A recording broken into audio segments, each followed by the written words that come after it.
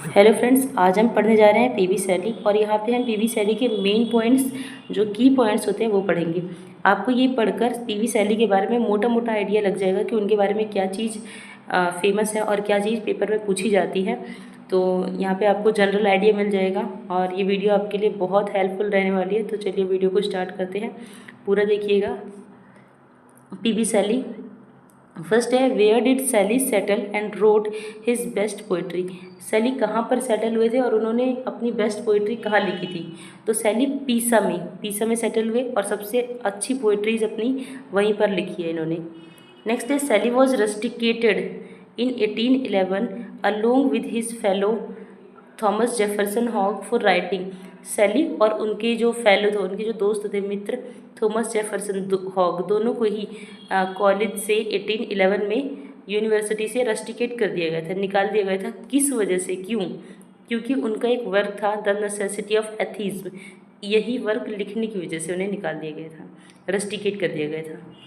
Next है, third, Shelley wrote a pamphlet at Oxford the necessity of atheism by whom was he inspired. ये इसी work की बात हो रही है कि शैली जो थे उन्होंने अपना वर्क लिखा था ऑक्सफोर्ड यूनिवर्सिटी में, द नेसेसिटी ऑफ एथीज्म। तो ये किससे इंस्पायर होकर लिखा था? तो ह्यूम से इंस्पायर होने के बाद ही शैली ने ये वर्क लिखा था। तो नेक्स्ट ये पूछ रहे हैं कि who wrote the necessity of atheism. तो ये शैली का वर्क है। नेक्स्ट है, Shelley wrote Adonais a threnody pastoral elegy on the death of. Shelley का वर्क है एडोनिस। ये जो वर्क है एडोनिस, ये शैली का वर्क है। ये कई बार एग्जाम में पूछा गया है। ये एक ट्रेनोडी है जिसको हम पेस्टोरल एलेजी बोलते हैं और ये किसकी डेथ पर लिखा गया है? तो ये जॉन कीट्स की डेथ पर लिखा गया वर्क है। ये कई बार एग्जाम में पूछा गया है। 2023 में जो EMRS का 2024 में ही हुआ था, EMRS का एग्ज़ाम जो दिसंबर में हुआ था, उसमें भी इसे पूछा गया था। नेक्स्ट है, शैलीज एडोनिस इज आ। शैली का जो वर्क है एडोनिस, जो कि उन्होंने जॉन कीट्स की डेथ पर लिखा है, तो वो क्या है? तो एक पेस्टोरल एलेजी है। नेक्स्ट है, Shelley's wrote defence of poetry in response to. Shelley ने लिखा है, डिफेंस ऑफ पोइट्री लिखी है, किसके रिस्पॉन्स में लिखी थी? तो Love Peacock's the 4 age of poetry. जो Love Peacock's the 4 age of poetry है, इसके रिस्पॉन्स में लिखी इन्होंने डिफेंस ऑफ पोइट्री। नेक्स्ट है, the cause of Shelley's death was. Shelley किस वजह से उनकी डेथ हुई थी? तो उनकी ड्राउनिंग यानी पानी में डूबने की वजह से हुई थी शैली की डेथ। ये मात्र 30 ईयर के ही, मतलब 30 साल तक ही जिंदा रहे थे, तब भी उसमें ही इन्होंने बहुत अच्छे से वर्क लिखे थे, काफ़ी अच्छे काम किए थे और पानी में डूबने की वजह से इनकी डेथ हो गई थी।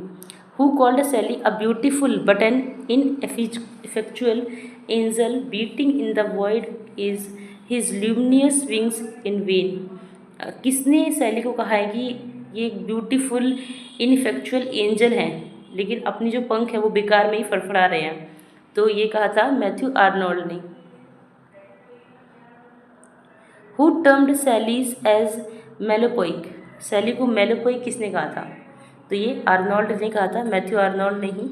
ये दोनों जो कमेंट है ये मैथ्यू आर्नोल्ड के ही हैं। नेक्स्ट है, who remarked about Shelley he was alone the perfect singing god, his thoughts words deed all song sang together. किसने शैली को रिमार्क करते हुए कहा है कि he was alone the perfect singing god, his thought words deed all sang together. तो ये AC स्विनबर्ग का कथन है, AC स्विनबर्ग का।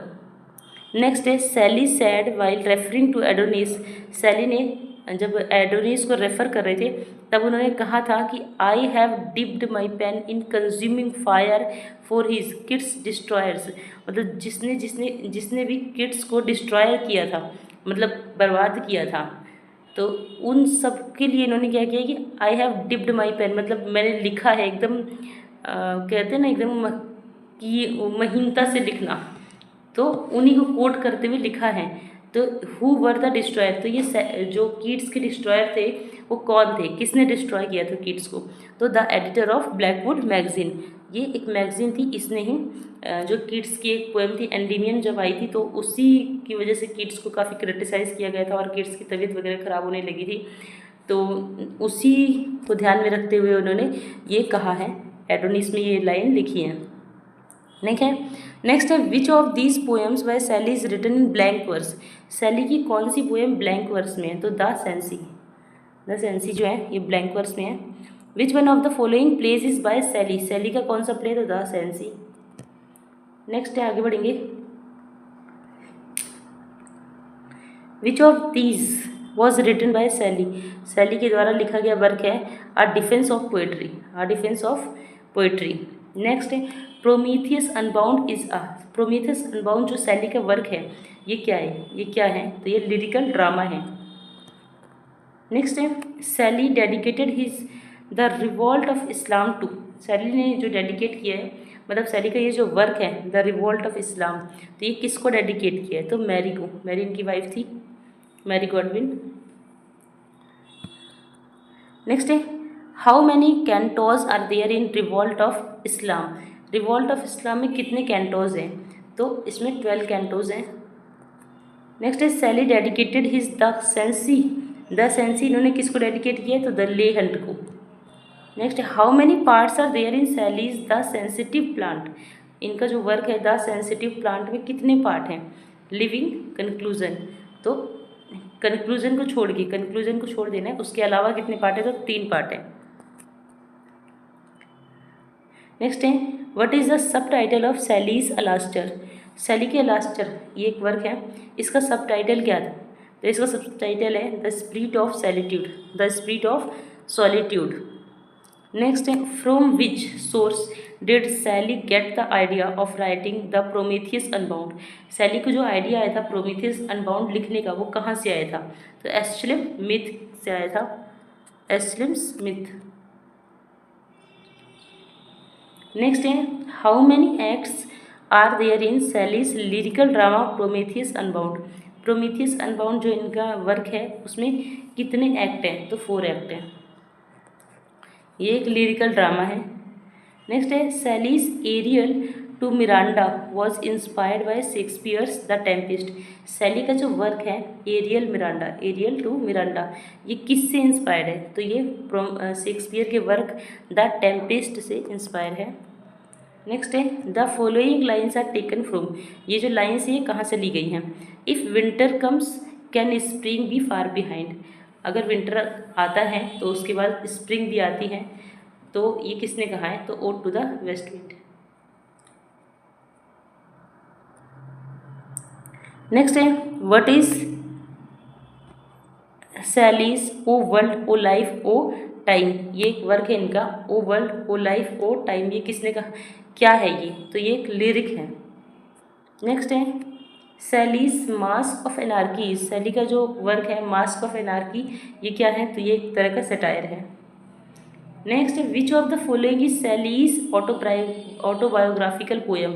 इनका ये जो है अलास्टर, ये ऑटोबायोग्राफिकल पोएम है सैली की। नेक्स्ट है the title of सैलीज incomplete dream allegory is. जो उनकी एक इनकम्प्लीट ड्रीम एलेगरी थी उसका टाइटल क्या था? तो द ट्रिम्फ ऑफ लाइफ। ये एक इनकम्प्लीट ड्रीम एलेगरी थी। नेक्स्ट है व्हाट इन्फ्लुएंस्ड सैली मोस्ट। सैली किस चीज़ से ज़्यादा इन्फ्लुएंस थी? सबसे ज़्यादा प्रभाव उन पर किसका पड़ा था? तो गॉडविन्स की पॉलिटिकल जस्टिस का। गॉडविन एक राइटर है जिसकी बेटी से इनकी शादी होती है बाद में, उन्हीं का एक वर्क है पॉलिटिकल जस्टिस, उसी से सैली बहुत प्रभावित हुए थे। नेक्स्ट है the original title of his revolt of Islam was. His revolt of इस्लाम जो उनका वर्क था उसका ओरिजिनल टाइटल क्या था? तो Laon of Cythna. The line I am the daughter of the earth is taken from. ये जो लाइन है ये कहाँ से ली गई है? आई am the daughter of the अर्थ, तो ये ली गई द क्लाउड में से।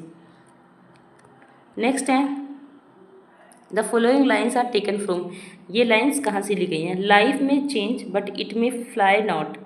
लाइफ चेंज हो सकती है लेकिन उड़ नहीं सकती। होप में वेनिस, आशा खराब हो सकती है बट कैन डाई नॉट। हमारी जो होप होती है, जो आशाएं होती है वो खराब हो सकती है लेकिन मर नहीं सकती, तो हिलास से ली गई है। नेक्स्ट है who says poetry is the record of the best and happiest moments of the happiest and best minds. ये जो लाइन्स है ये किसके द्वारा कही गई है कि जो पोइट्री होती है वो सबसे अच्छे क्षण की, सबसे अच्छे दिमाग की और दिमाग का रिकॉर्ड होती है। तो ये पीबी शैली के द्वारा कहा गया है। The good die first and they whose hearts are dry as summer dust burn to the socket. तो ये लाइन ली गई हैं वर्ड्सवर्थ के द एक्सकर्जन से। नेक्स्ट है Shelley quotes the following lines in his poem Alastor from. अब ये जो लाइन्स हैं ये भी इन्होंने अपने अलास्टर में लिखी हैं ये लाइन्स, और ये कहाँ से लिए हैं, कह रहा है इट्स अ वो टू डीप फॉर टीयर्स। तो ये लिए इन्होंने ओड, ये ओड से ली गई है इंटीमेशंस ऑफ इमॉर्टैलिटी से। इंटीमेशंस ऑफ इमॉर्टैलिटी एक ओड है, वहाँ से ये लाइन उठाकर इन्होंने अपने अलास्टर वर्क में डाल दी है, जो कि इनका एक ऑटोबायोग्राफिकल वर्क है। ये कह रहा है I was not yet in love and I loved to be in love, I sought what I might love in love with loving. ये इस लाइन का मतलब है। नेक्स्ट है the character of Maddalo's baby daughter in Julian and Maddalo is based on. जो character है Maddalo's की baby का, जो कि जूलियन एंड मेडालो एक वर्क है, इसमें जो बेटी है मेडालो की बेबी जो है बेबी डॉटर, उसका जो करेक्टर है वो कहाँ से लिए गए, तो ये बायरॉन्स का एक वर्क है डॉटर एलेग्रा, यहाँ से उठाया गया उस करेक्टर को। नेक्स्ट है which of his work Shelley described as totally different from anything you might. मतलब सैली का जो कौन सा वर्क है ये डिस्क्राइब करता है कि totally different from anything you might conjecture that I should write of a more popular kind written for the multitude। तो द सेंसी में ये लिखा गया है, द सेंसी इनका एक वर्क है। आगे बढ़ेंगे। Which of Sally's poem was composed in 3 days at the baths of San Giuliano near Pisa, Italy from 14 to 16 अगस्त 1820। कह रहे कि इनका कौन सा वर्क है जो बाथ्स ऑफ सन गुलियानो में लिखा गया है, जो कि पीसा के पास है इटाली में, और ये लिखा गया है 14 से 16 अगस्त के बीच 1820 में। तो द विच ऑफ एटलास, ये 3 दिन में लिखा गया वर्क है the witch of Atlas. Next which work of Shelley is referred in the following words of Mary Shelley a brilliant congregation of ideas. ये इन्होंने किस वर्क में लिखा है, अ ब्रिलियंट, मैरी सैली को डेडिकेट करते हुए, अपनी वाइफ को ही डेडिकेट करते हुए लिखा इन्होंने, a brilliant congregation of ideas such as his senses gathered and his fancy coloured during his rambles in sunny land he so much loved. तो द विच ऑफ एटलास में। Next which of Shelley's work contains utopian themes that first appeared in Queen Mab. तो Shelley के किस work में utopian theme का प्रयोग किया गया है, यूटोपियन थीम का प्रयोग किया है जिसे सबसे पहले क्वीन मैप में देखा गया था 1813 में। तो ये है द विच ऑफ एटलास में, ये इसका भी प्रयोग किया गया है द विच ऑफ एटलास में। Next which work of Shelley is inspired by the classical Promethean a trilogy of play attributed to Aeschylus. तो प्रोमेथियस अनबाउंड। सैली का जो कौन सा वर्क है वो एक क्लासिकल प्रोमेथिया एक ट्रायोलॉजी है जिससे इंस्पायर्ड होकर इन्होंने लिखा है एक्लिकस को एट्रीब्यूट करते हुए, तो वो है प्रोमेथियस अनबाउंड।